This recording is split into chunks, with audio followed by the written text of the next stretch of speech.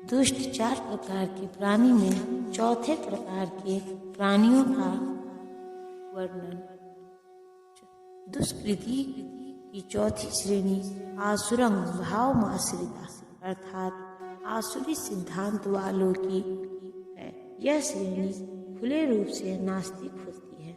इनमें से कुछ तर्क करते हैं कि परमेश्वर कभी भी इस संसार में अवतरित नहीं हो सकता, किंतु वे इसका कोई ठोस प्रमाण नहीं बता पाते कि ऐसा क्यों नहीं हो सकता।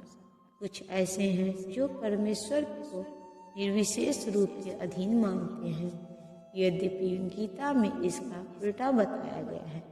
नास्तिक श्री भगवान के द्वेषवश अपनी बुद्धि से कल्पित अनेक अवैध कार्यों को प्रस्तुत करते हैं। ऐसे लोग जिनके जीवन का एकमात्र उद्देश्य भगवान को नकारना है, श्री कृष्ण के चरण कमलों के कभी शरणागत नहीं हो सकते। दक्षिण भारत के श्री यामुनाचार्य अलबंदरू ने कहा है, हे प्रभु, आप उन लोगों द्वारा नहीं जाने जाते जो नास्तिक सिद्धांतों में लगे हैं। भले ही आप विलक्षण गुण रूप तथा लीला से युक्त हैं। सभी शास्त्रों ने आपका विशुद्ध सत्वमय विग्रह प्रमाणित किया है तथा दैवी गुण संपन्न दिव्य ज्ञान के आचार्य भी आपको मानते हैं।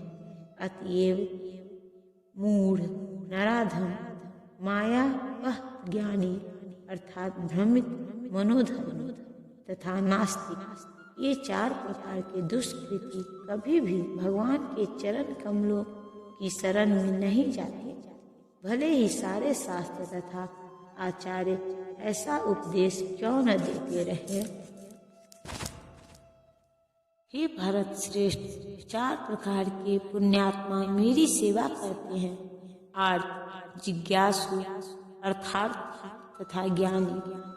दुष्कृति के सर्वथा विपरीत ऐसे लोग हैं जो शास्त्रीय विधि विधानों का दृढ़ता से पालन करते हैं और ये सुकृतिनः कहलाते हैं। अर्थात ये वे लोग हैं जो शास्त्रीय विधि विधानों, नैतिक तथा सामाजिक नियमों को मानते हैं और परमेश्वर के प्रति न्यूनाधिक भक्ति करते हैं। इन लोगों की 4 श्रेणियां हैं। वे जो पीड़ित हैं, वे जिन्हें धन की आवश्यकता है, वे जिन्हें जिज्ञासा है और वे जिन्हें परम सत्य का ज्ञान है। ये सारे लोग विभिन्न परिस्थितियों में परमेश्वर की भक्ति करते रहते हैं। ये शुद्ध भक्त नहीं है, क्योंकि ये भक्ति के बदले कुछ महत्वाकांक्षाओं की पूर्ति करना चाहते हैं।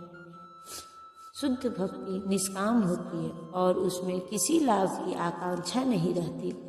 भक्ति रस मृत सिंधु में शुद्ध भक्ति की परिभाषा इस प्रकार की गई है। मनुष्य को चाहिए कि परमेश्वर कृष्ण की दिव्य प्रेमा भक्ति किसी सकाम कर्म अथवा मनोधर्म द्वारा भौतिक लाभ की इच्छा से रहित होकर करे। यही शुद्धि भक्ति कहलाती है। जब ये 4 प्रकार के लोग परमेश्वर के पास भक्ति के लिए आते हैं और शुद्ध भक्ति की संगति से पूर्णतया शुद्ध हो जाते हैं, तो ये भी शुद्ध भक्त हो जाते हैं।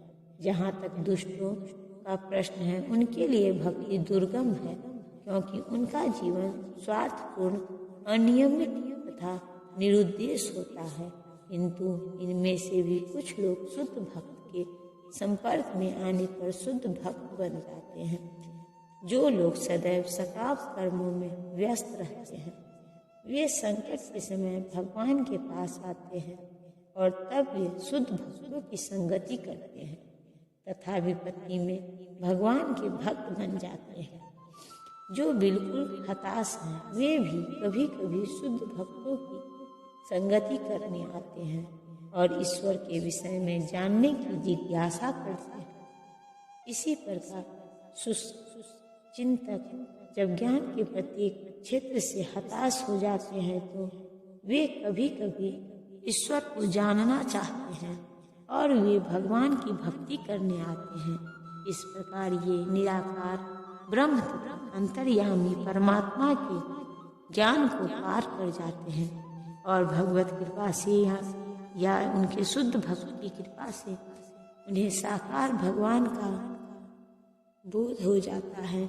कुल मिलाकर जब आर्त, जिज्ञासु, ज्ञानी तथा धन की इच्छा रखने वाले समस्त भौतिक इच्छाओं से मुक्त हो जाते हैं और जब वे यह भली भांति समझ जाते हैं कि भौतिक आसक्ति से आध्यात्मिक उन्नति का कोई सरोकार नहीं है, तो वे शुद्ध भक्त बन जाते हैं। जब तक ऐसी शुद्ध अवस्था प्राप्त नहीं हो लेती, तब तक भगवान की दिव्य सेवा में लगे भक्त सकाम कर्मों में या सांसारिक ज्ञान की खोज में अनुरक्त रहते हैं। अतः शुद्ध भक्ति की अवस्था तक पहुँचने के लिए मनुष्य को इन सबों को लांघना होता है।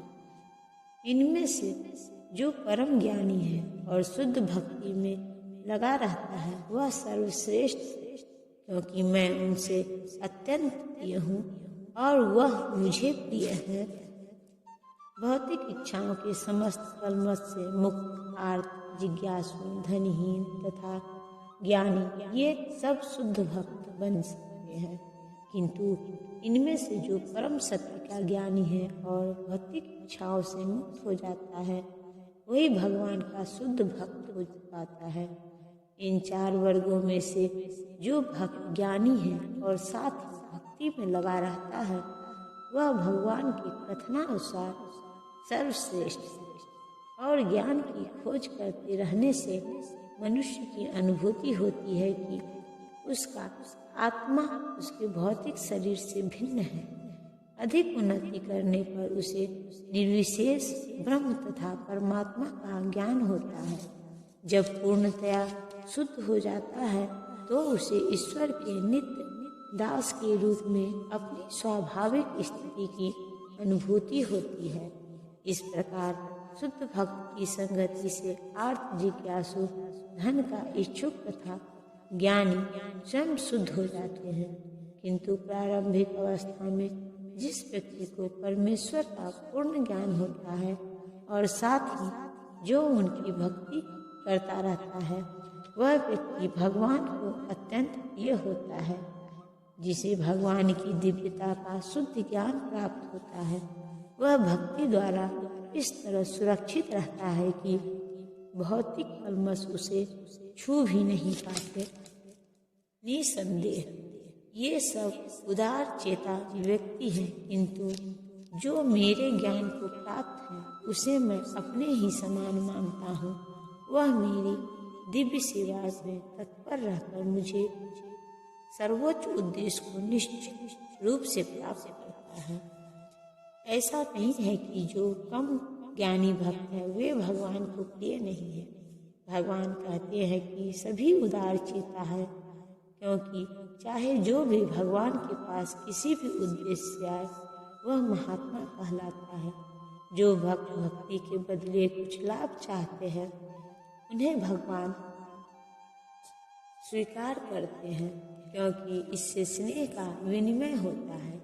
वे स्नेहवश भगवान से लाभ की याचना करते हैं और जब उन्हें वह प्राप्त हो जाता है तो वे इतने प्रसन्न होते हैं कि वे भी भगवत भक्ति करने लगते हैं।